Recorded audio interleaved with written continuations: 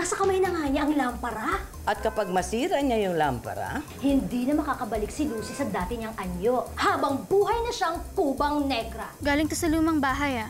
Kaya ba tinulungan niyo ako dito? At dahil dyan, nakokontrol ng bahay ang utak ni Denny. Sinabi mo may lampara, pero wala naman. Sinasaktan mo lang si Lucy. Ayoko makulong, natatakot ako dito.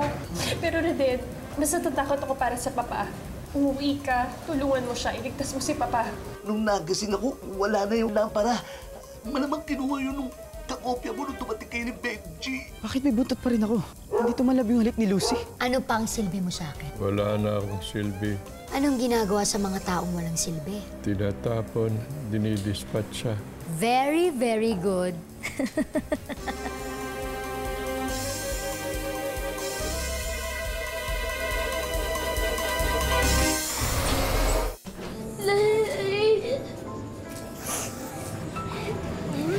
Tay? Benji, buti nandito ka na. Saan ka galing? Galing po ako na Lucy. Tay, ano pa nangyari? Benji, yung nanay mo nakulong. Ha? Pinagbintangan siya na Gonzalo na may ginawa siya masama kay Papa. Pero ang totoo nun, siya lang ang may gawa nun. Binaliktad na lang ang lahat. Tay, paano si Inay? Gagawa ko ng paraan. Kakausapin ko si Papa. Pupuntahan ko siya. Aalamin ko kung ano nangyari. Pero ngayon, dito ako muna. Samahan mo yung mga kapatid mo. Sasamahan ko na din yung tatay mo para may rest back siya kung sakali. Kung pwede sumama ako para makatulong ako, Tay. Hindi na, dito ka na lang. Bahala sa'yo. At tatanda mo, kahit anong mangyari, hindi mananalo ang kasamaan sa kabutihan. Ano natin mangyari yung sinasabi niyo? Saka hindi manalo yung masama labas sa kabutihan. Tay, ingat kayo ah. Nabala dito. Tuloy. Tuloy. Ha? Sige. Sa nanay mo. Ingat kayo.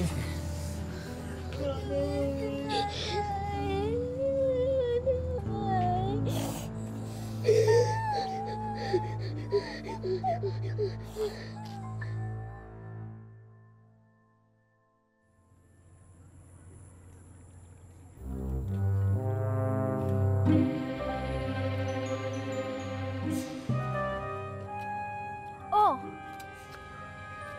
Ito ba ang hinahanap mo? Ibalik mo sa akin yan. Sabi ko na nga ba, babalikan mo to eh. Sabi mo. Wag! Oh! Aanhin mo ba ang lampara kung sira-sira na to? Wasak na! Napakasama niyo! Napakasama niyo! Ayoko to ah! Hindi pwedeng masira ito! Sira ulo tong kubang to ba? Wala ka nang magagawa. Talagang pangit ka na forever. Let's go.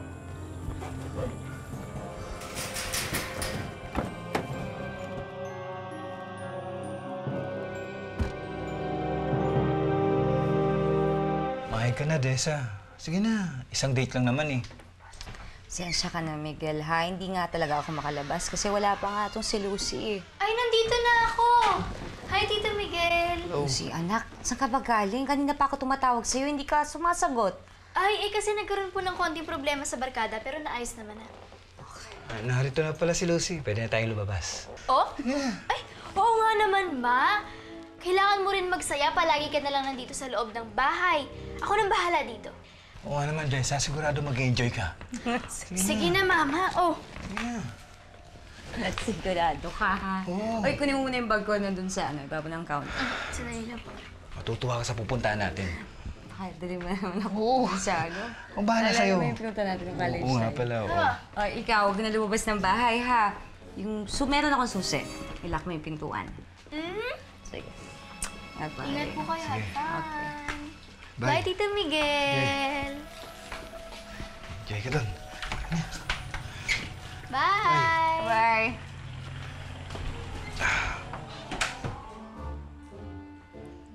Ngayon wala nang pag-asa si Lucy na bumalik sa dati.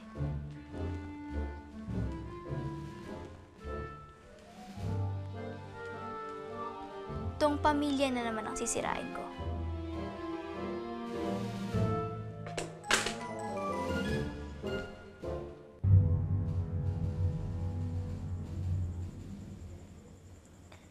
Ano nangyari?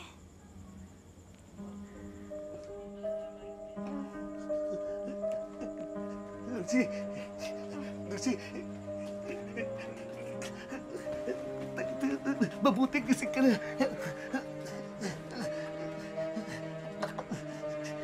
Alam mo, nag-alala kasi ako.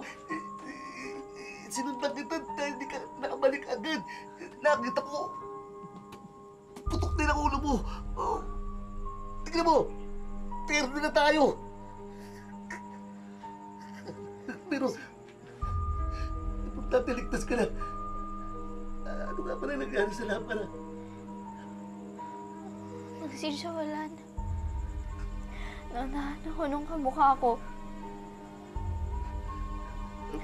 Tinulungan po siya ni Dango at Jane. Wala na yung lampara. Paano ngayon yun? Hindi ko po alam. Wala na yung pag-asa na mababalik pa ako sa dati. Wala na yung pag-asa na mababawi ko pa yung sumpa at pamilya ko.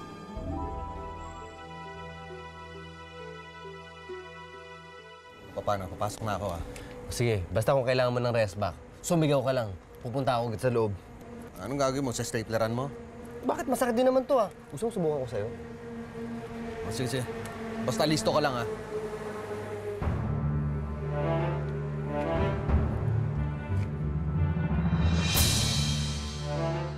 Anong gusto niyong gawin namin dito, ma'am? Ano pa ba? Didispatchahin nyo na itong matandang to. Totoo sinabi ni Dulce. Mamamatay tao ka.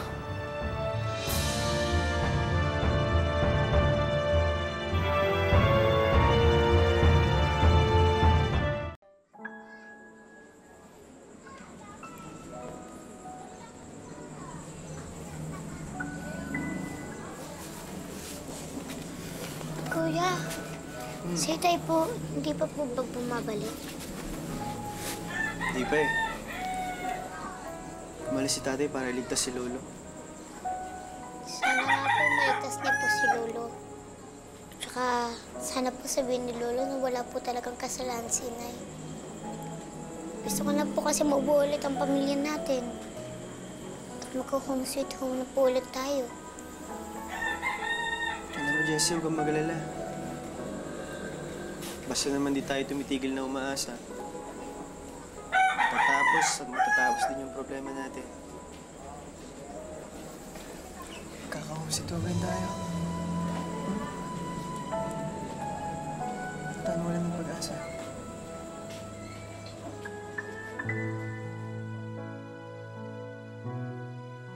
Anong ginagawa mo dito? Anong narinig mo? Lahat narinig ko. Papa, paano hinayaan gawin sa'yo to? Lahat ang gusto ni Agoncilla, yun ang masusunod. Paano nangyari sa'yo? Ano ginawa mo sa kanya? Sasabihin ko sa'yo, pero kailangan na kitang patayin. Ako sa bagay, alam mo na nga pala lahat ng balak ko. Kaya dapat na talaga kitang patayin. Kayo, ano pa hinihintay niyo? Bugbugin niyo yan!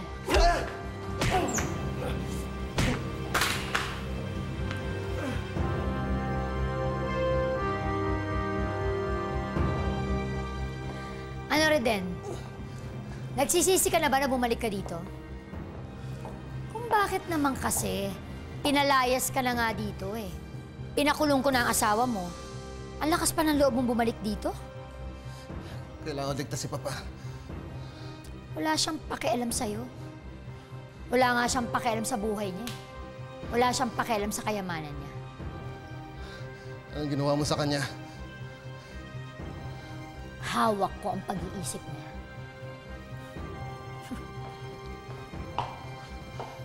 Papa, ligtas mo sarili mo, Papa, habang hindi pa uli ang lahat. Tayo!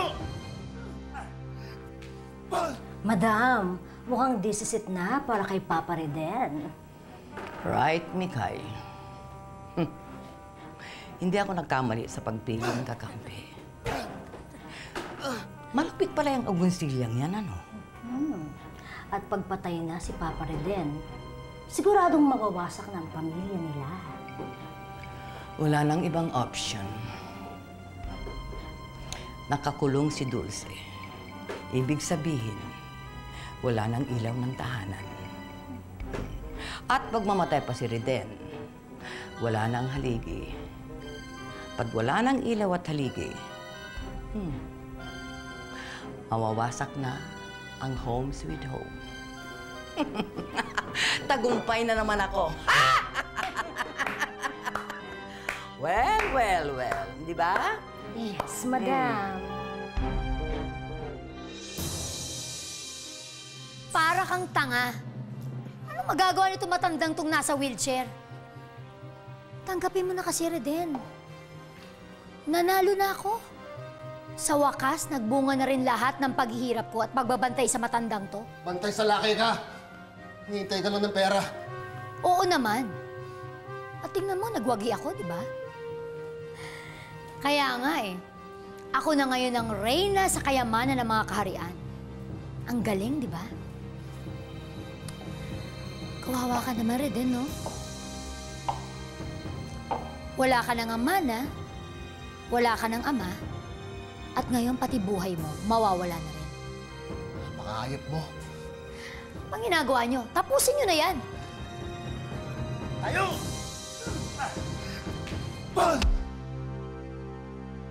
Papa Jesus, alam ko po na naririnig niyo po kami. Sana po, bantayan niyo po si Itay. Tsaka po tulungan niyo po siya maligtas po si Lolo. Alam ko po na naririnig niyo po kami. Lord Jesus. Sana po maging okay ng pamilya namin. Gusto na po namin matapos na ang gulo. Amen.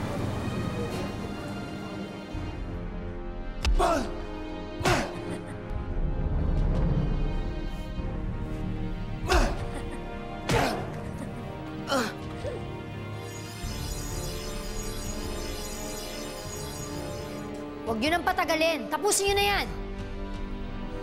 Huwag! Pakawala mo na ako!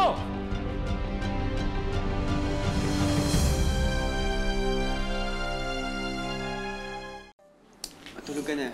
Gisingin na lang kita pagdating ni tatay, ha? Sige po, Kuya. Good night. Kuya,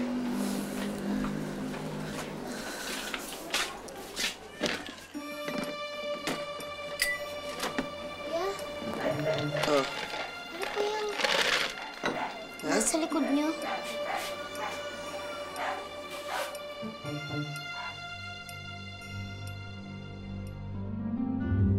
Baka naman may ibang paraan para mabawi mo ang sumpa.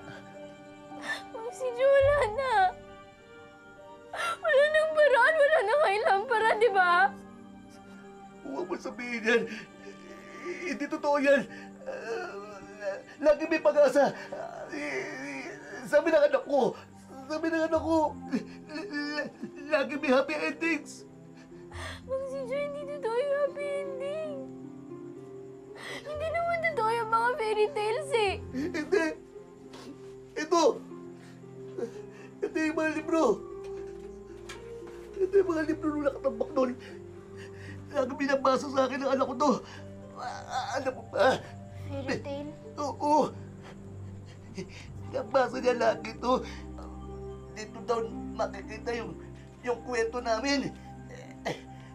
Saka sabi niya, lagi daw magkakaroon din ng happy endings. Yung buhay namin. Basta magpupursige lang lagi may pag-asa. Hindi totoo yun. Ibig mo sabihin, hindi totoo may pag-asa. Maling umasa sa happy ending. Maling maniwala sa happy ending. Nasaan yung anak nyo? Wala na, di ba? Nasaan ang papa ko? Wala na din siya. Ako! Bakit ako at wala nang pag-asa makabalik pa ako sa pamilya ko?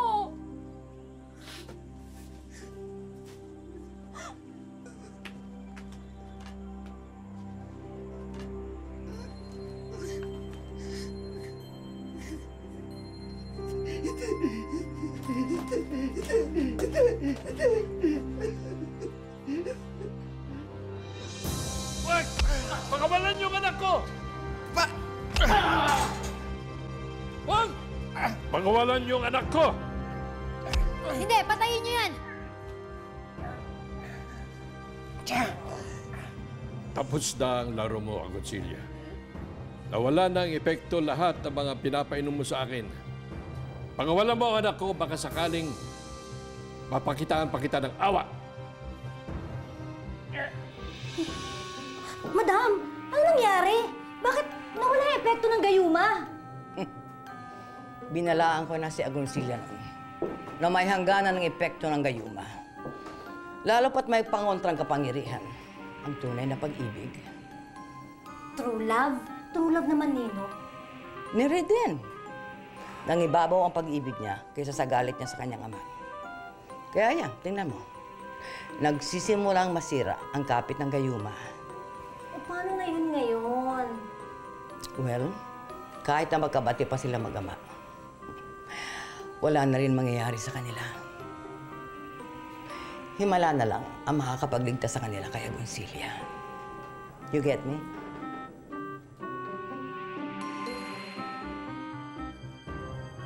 Hindi mo na ako mapipigilan. Wala ka na magagawa. Napirmahan mo na ang testamentong inililipat mo sa akin ang kayamanan mo. Pwede ko bang bawiin yun? Tingnan ko nga kung mababawi mo pa. Ngayong papatayin na kita! Ha? Ito bagay sa'yo ha? Bakit ba kasi natauhan ka pang matanda ka? Dapat namatay ka na! Dapat namatay ka na!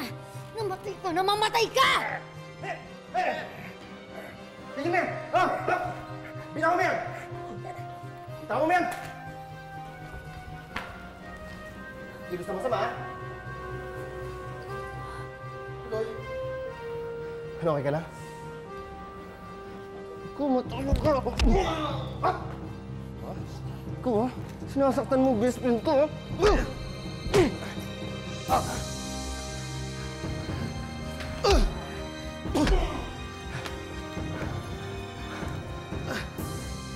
Ano, Ben? Agoncilla? Corner ka na.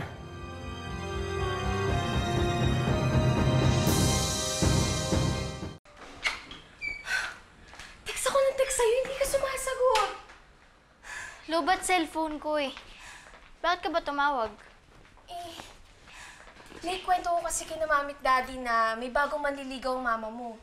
Yung Miguel na papahang dyan sa kabilang subdivision. Tapos? By chance, Luciano ba ang apelyido niya? Siya ba yung may-ari ng mga warehouse dyan sa labasan? Aba, malay ko. Bakit ka ba tanong ng tanong tungkol kay Tito Miguel? Naninigurado lang. May sinabi kasi sa akin si Daddy tungkol sa isang Miguel Luciano. Oo. Siya yun. Na-research ko na siya sa internet. Doon palang simulan niyang diskarte yan ng mama. Miguel Luciano nga ang pangalan niya. Oh my God!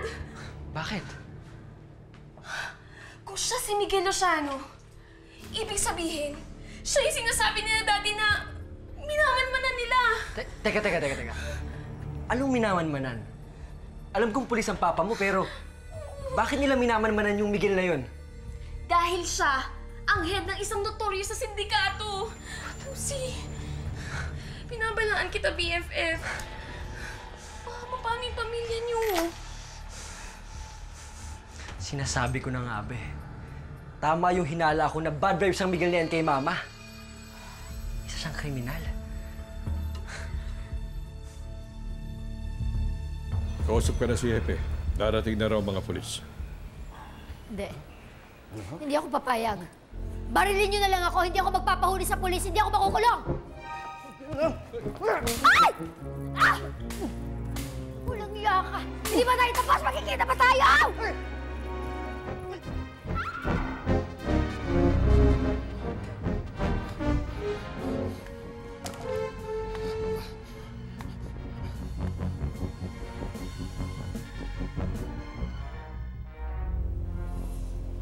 So, Kuya Benji, ako lang po at ikaw ang nakakaalam may buntot ka po? Wala pong nakakaalam na may buntot ka? Wala pa, Jessie. Hindi ko na masabi kila Inay at Itay. Ayoko naman kasi managdagan pa yung problema nila. Ayoko naman yung ganun. Kuya, di ba kung inayanto mo sa akin? Nung kinis ka ni Ate Lucy, naging tao ka ulit nung naging aso ka. E di magpakis ka ulit. Pakis ka pa ulit ngayon. Diba? Kinis niya ako nung kasama kami kanina. Pero alam mo, di tumalab. Hindi nawala yung sumpa. Paano ka na po niyan ngayon, kuya? Hindi ko nga alam eh. Pasalamat na lang ako kasi buntot lang to. Madaling itago.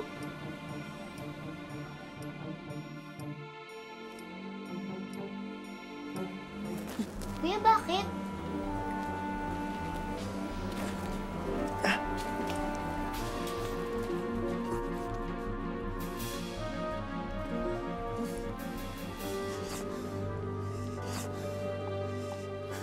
Eh, Benji!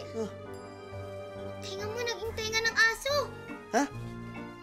Oo. Parang mas lalo pong lumalala yung sumpa.